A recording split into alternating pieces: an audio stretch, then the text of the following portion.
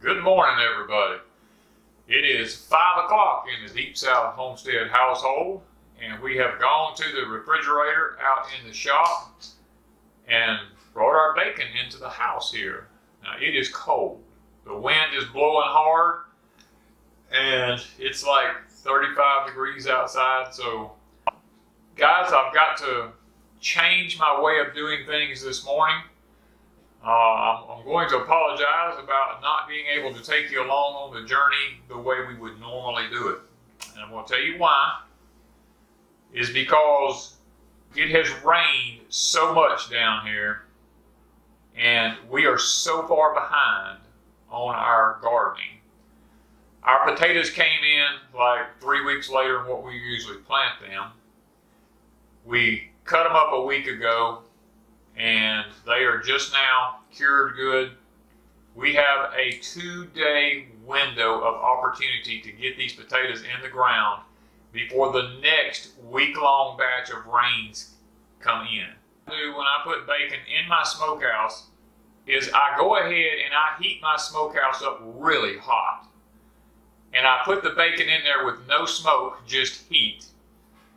And I dry the bacon out for about an hour or two, just so that when I do start the smoking process, smoke adheres to dry meat better than it does wet meat.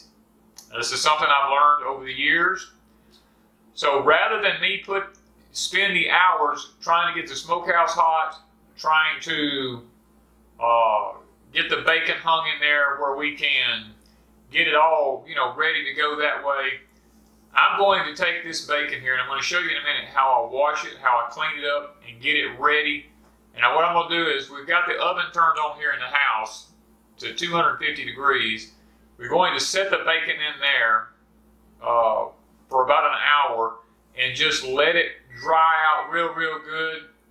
And maybe not even an hour, maybe just 30 minutes, because it's starting to come daylight outside. And when it gets daylight, we got to have animals fed. And we got to be working on getting potatoes in the ground. We're going to dry it out in the oven, basically. We're not smoking it in the oven. We're just going through the drying process here, because it can happen a lot faster in the oven than it can in the smokehouse. I brought one of my stainless steel trays in out of the shop, and I've put warm water in it. It's not scalding hot or nothing like that. It's just lukewarm water. That's the first step that we want to do. And then secondly, we're going to take one of our things of bacon here. Now, I'm going to get over to the sink here. See all this liquid in it right here? This is what I was telling y'all. The moisture is pulling out of the bacon, and it's a liquid in the bottom of this. Now I'm going to open this up. This bacon should be getting hard and firm because a lot of the moisture is being pulled out of it.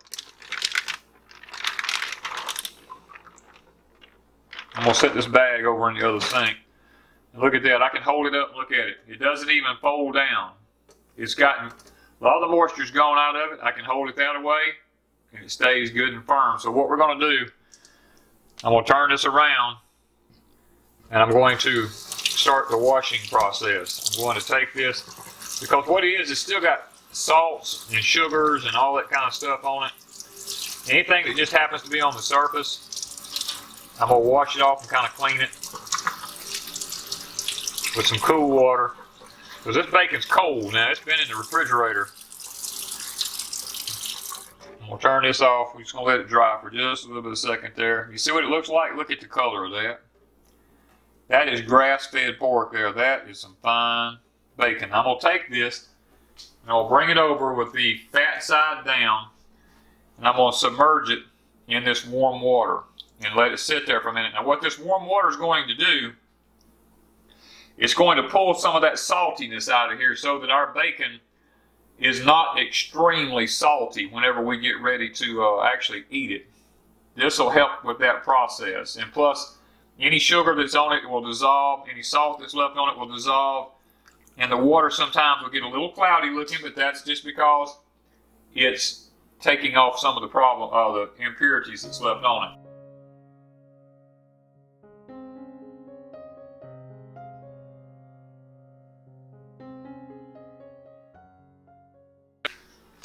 Alright, I have both of them submerged in lukewarm water. We're going to let them sit there for a little while.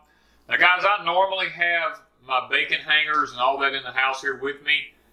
And once I get through with this here process of soaking them in the warm water and letting the meat have time to get warm throughout, I normally will take and put them on the bacon hangers, and I will pat them down dry with a paper towel, and I will hang them on the cabinet doorknobs here to let them air dry for about an hour or so before I actually take them to the smoker. But I'm not going to have time to do that this morning. We're just going to take them out of here. We're going to dry them as good as we can, and then we're going to move them straight into the oven and just let them start the drying process in the oven.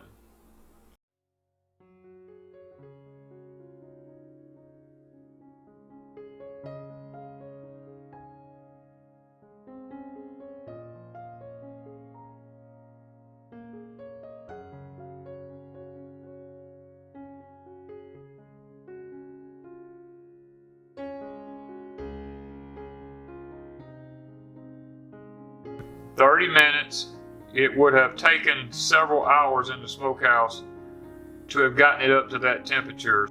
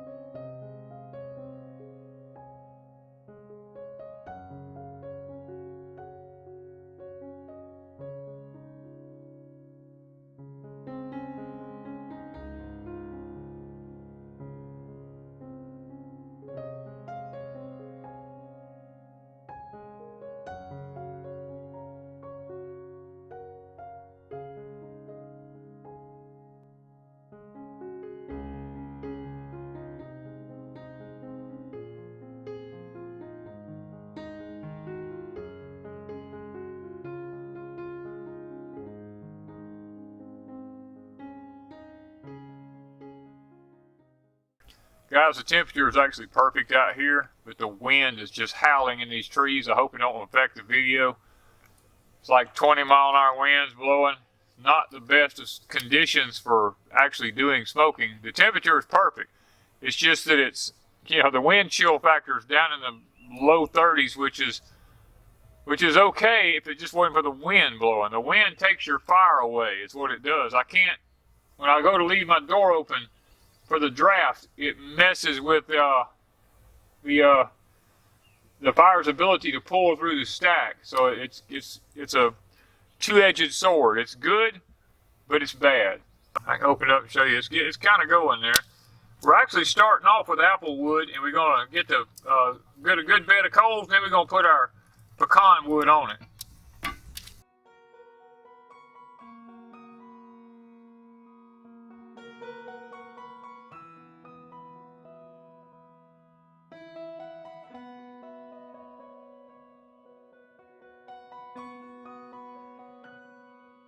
We're at about 110 degrees. We've been going for about 15 minutes now to smoke. We're getting it ready here in the next few minutes to put the bacon in. Everybody kept saying, oh, this thing won't never get up no temperature.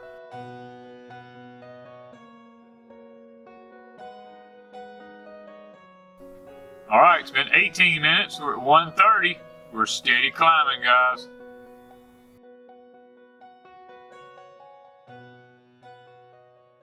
We got the bacon over here. There's bacon hook in. This is what we're using. We only have 2 of them. We need to order some more. So we're going to try to take it and I usually try to go with the thicker side of the bacon. It's usually not hard to get it in there. Woohoo! We're at 180.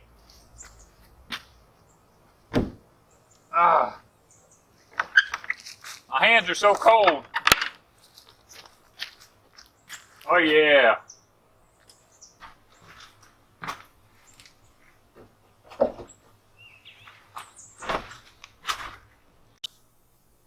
Okay, these are 2 homemade hooks because I don't have any more bacon hooks. So we got to order some.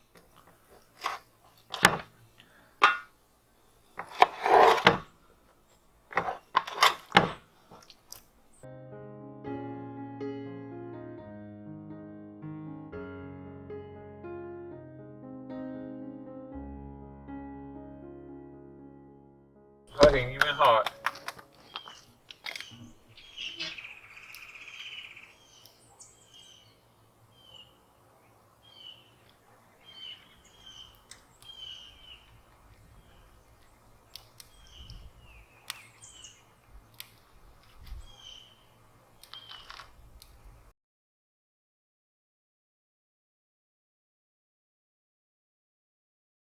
All right, we've got the smokehouse up and got it running good this morning. I've got the temperature run up about between 150 and 180.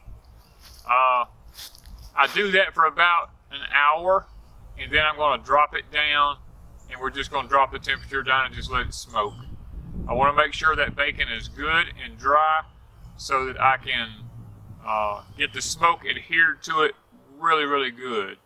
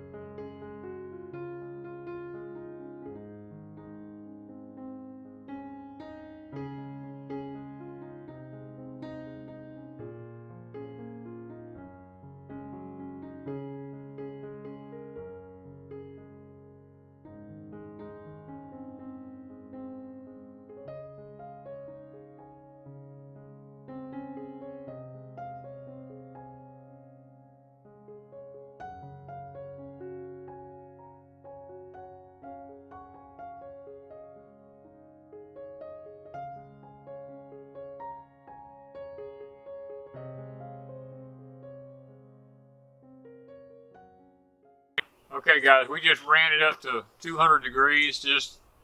I didn't have to, but so many people have said I couldn't do it. And I just wanted to prove that I can do it. And the temperature is at 200 degrees. I'm going to show you something over here with my bare hand. I'm going to show you the tops of this. See this? It's not hot. This thing is barely even warm, and I've been running it for over an hour, and it's at 200 degrees in the smokehouse, so it's not hot. Matter of fact, the concrete's actually cold this morning in a lot of places. So it's, you know, if you watch what you're doing and how you build your fires, you don't have to destroy your cooker. Now, I do anticipate the concrete shaft going through there or cracking down the top of it. That's just normal. The expansion of the pipe inside it, that metal pipe, as it expands and contracts, that concrete's going to crack a little bit. I totally expect that to happen some, but I don't expect it to ruin it because I got wire in it. So I'm enjoying it. I'm probably going to leave it at that temperature for another 10 to 15 minutes, and then I'm going to start breaking it down, and I'm just going to kind of leave it about 65 to 80 degrees, somewhere in that temperature range, for the next 5 to 6 hours. So I'm just trying to get a good bed of coals, get the meat dried off good, get the smoke penetrating it, and then we're just going to let her smoke for the rest of the day. We've been going for about an hour and 5 minutes now at around 180 degrees in to 180 to 200.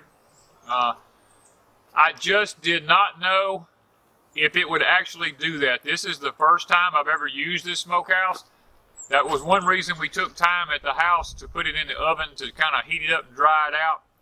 So I know now that I can do it, so I won't have to do the oven anymore. The next time we smoke our bacon on the next slabs we have in the freezer, I won't have to do the oven. I can just bring it straight over here because I know it will work now. Now comes the time I'm going to open the door. I'm going to stick the thermometer into the bacon to check the internal temperature, and then we're going to cool this baby down and just smoke.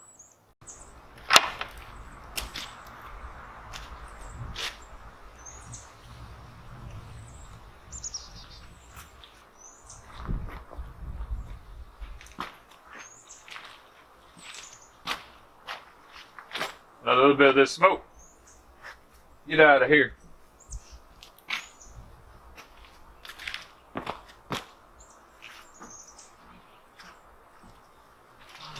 Got to back off a minute. My eyes are burning. Whew.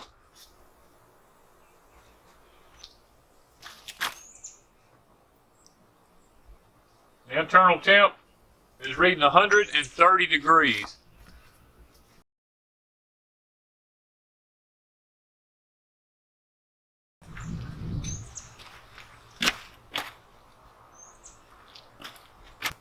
It is now time to just smoke.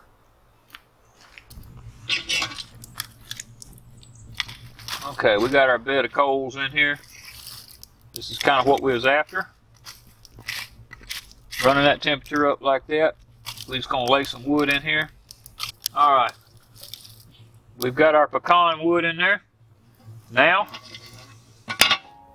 we're just gonna shut her down.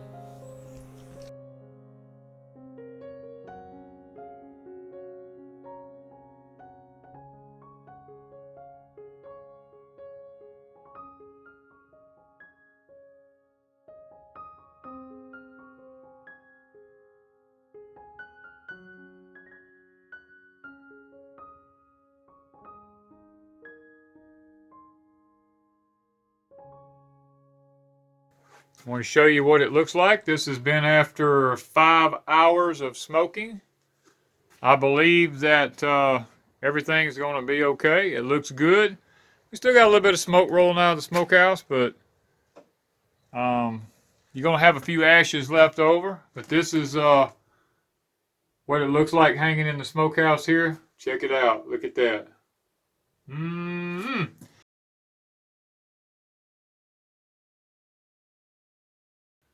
Look at that. Look at that color.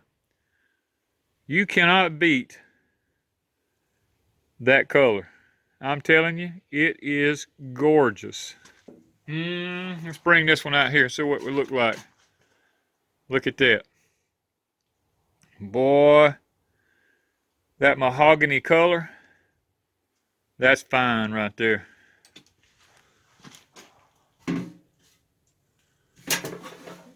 Boy, look at that. Man. Get this last one out of here. We can't get it laid up in that pan. All right. Get the sun where we can see it here. There's the pan. We're fixing to get that thing and get over to the house with it, guys. See if we can't get this baby cleaned up. We've got the bacon here in the house now. We've got our pan sitting here. We're going to be moving it over to here. I have another pan with some lukewarm water in it. We're going to take the bacon off of the hooks and put it in the lukewarm water, and we're going to wash it around a little bit now. All right, we're going to lay our first one in there. See how that looks? I'm just going to take my hand, just kind of lightly wash and slosh around on it there. I'm going to flip it over. I can already tell the water's already turning a golden color in it. You can see it at the edge of the pan right here. That's some of the smoke washing off of it. It leaves a little bit of a residue behind, and that's why we do this. It ain't nothing hard about it. You just kind of wash around a little bit. So we can get that thing sloshed back over here. Let's just wash a little more. Ooh, if you just could smell my kitchen right now. Man, look at that. Okay, this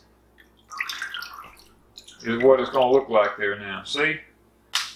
That is just literally beautiful. Look at that mahogany color. That is gorgeous, guys. I'm going to take this, I'm going to lay it over on a cookie sheet for just a moment.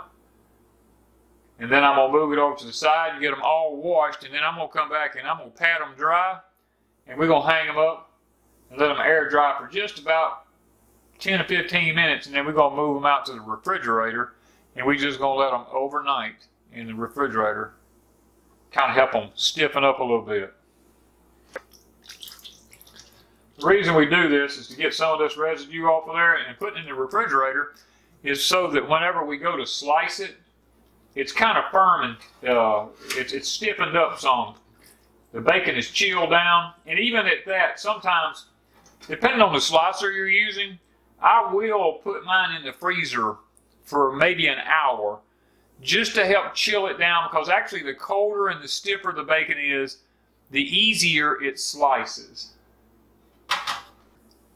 Well, it's too bad they don't have smell-o-vision. All I'm talking about, that stuff is literally right here, probably 2.5 inches thick. That's going to make some nice wide bacon.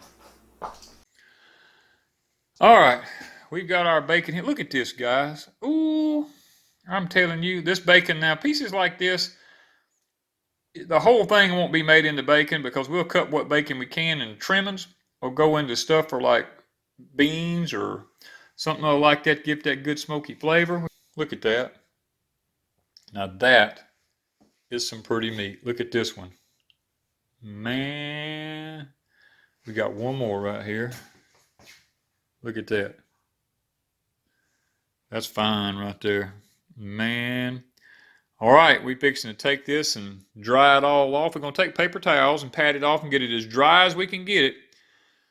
Then we're going to take it out to the refrigerator, and we're going to stack it in the refrigerator right there, and we're going to let it set overnight. And then tomorrow, we will do the slicing of the bacon.